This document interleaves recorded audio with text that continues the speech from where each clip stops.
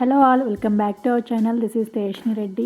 ఇవాళ చూపించే రెసిపీ వచ్చేసి దొండకాయ టొమాటో రోటి పచ్చడి. ఇది మా ఇంటి స్టైల్లో ఈజీగా ఎలా చేసుకోవాలనేది మీకు ఇప్పుడు చూపిస్తాను. ఇది వేడి అన్నంలోకి ఈ పచ్చడి వేసుకొని నెయ్యి వేసుకొని తింటే చాలా కమ్మగా ఉంటుంది. మిగిలిన కూర వదిలేసి ఈ చట్నీతోనే తింటారు. వీడియోలోకి వెళ్దాం ఎలా ప్రిపేర్ చేసుకోవాలో. ముందుగా ఒక కడాయి తీసుకొని అందులోకి ఒక 2 స్పూన్స్ నువ్వులు వేసుకోవాలి. నువ్వులు కొంచెం కలర్ చేంజ్ అయ్యేంత వరకు వేయించుకున్నాము. వేగాయి కదా, కలర్ చేంజ్ అయ్యి ఇప్పుడు ఒక బౌల్లోకి తీసుకున్నాము. ఇప్పుడు దొండకాయలు నేను ఇలా రింగ్స్గా కట్ చేసుకొని పెట్టుకున్నాను. వీటిని పక్కన పెట్టుకున్నాము. ఇప్పుడు అదే కడాయిలో ఒక 2 స్పూన్స్ ఆయిల్ వేసుకొని పచ్చిమిర్చి వేయించుకోవాలి. నేను ఇక్కడ ఒక పచ్చిమిర్చి ఒక 15 తీసుకున్నాను. మీరు తినే ఘాటుని బట్టి తీసుకోండి. అలానే ఇక్కడ 1 స్పూన్ ధనియాలు వేసుకొని వేయించుకోవాలి. నువ్వులకు బదులు పల్లీలైనా తీసుకోవచ్చండి.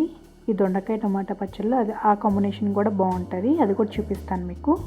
అండ్ ఇందులోనే కొంచెం కరివేపాకు వేసుకొని వేయించుకోవాలి. ఇదంతా వేగిన తర్వాత ఒక బౌల్లోకి తీసుకున్నాము పచ్చిమిర్చి, ధనియాలు, కరివేపాకుని. ఇప్పుడు అదే కడాయిలో ఒక 2 టేబుల్ స్పూన్స్ ఆయిల్ వేసుకొని ఇప్పుడు దొండకాయలు వేయించుకుందాము. దొండకాయలు సగం కుక్ అయ్యేంత వరకు వేయించుకుందాము. మూత పెట్టుకొని 50% కుక్ అయ్యేంత వరకు ఉంచుకుందాము. ఇప్పుడు టొమాటోస్ నేను ఇక్కడ 2 తీసుకున్నాను. వీటిని కట్ చేసుకొని పక్కన పెట్టుకుందాము. ఇప్పుడు దొండకాయలు హాఫ్ కుక్ అయ్యాయి కదా, ఇప్పుడు ఇందులోనే టొమాటోస్ వేసుకొని వేయించుకుందాము. టొమాటో దొండకాయల్ని కొంచెం ఒక 5 to 10 మినిట్స్ వరకు మగ్గనివ్వాలి. మూత పెట్టుకొని మధ్య మధ్యలో కలుపుకుంటూ ఉంటే మాడకుండా ఉంటాయి ముక్కలు. ఇలా ఎవ్రీ 3 మినిట్స్కి ఒకసారి కలుపుకుంటూ ఉండండి, మాడకుండా ఉంటాయి. ఇలా ఎవ్రీ 2 మినిట్స్కి 3 మినిట్స్కి కలపెట్టుకుంటూ ఉంటే మాడకుండా ఉంటాయి. నాకు ఇక్కడ టొమాటో దొండకాయ మొత్తం వేగాయి.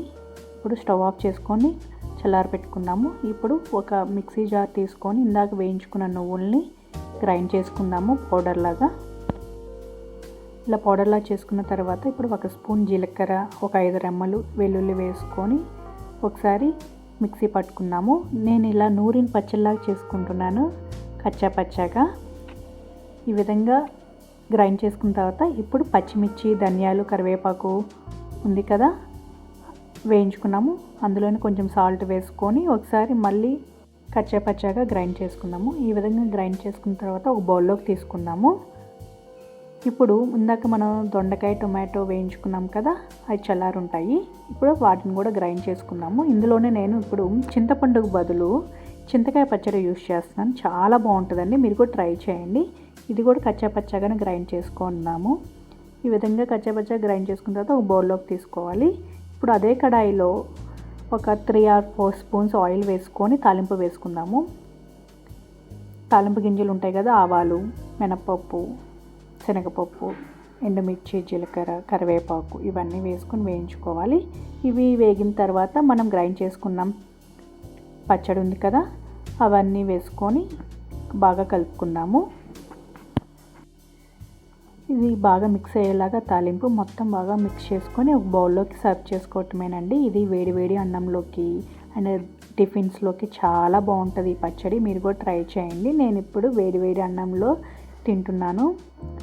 ఇందులో కొంచెం నెయ్యి వేసుకొని తింటే చాలా బాగుంటుంది కదా, చూస్తుంటే నోరూరిపోతుంది కదా. మీరు కూడా ట్రై చేసి ఎలా వచ్చిందో నాకు కింద కామెంట్ సెక్షన్లో షేర్ చేసుకోండి. నా వీడియో కనుక మీకు నచ్చినట్టయితే లైక్ చేయండి. ఇలాంటి మరిన్ని వీడియోస్ కోసం నా ఛానల్ని సబ్స్క్రైబ్ చేసుకోండి. వీడియోని లైక్ చేసి కింద కామెంట్ చేస్తే ఈ వీడియో చాలామందికి రీచ్ అవుతుందండి. నా ఛానల్ నాకు సపోర్ట్ చేసినట్టు కూడా ఉంటుంది. Thanks for watching. See you the next video.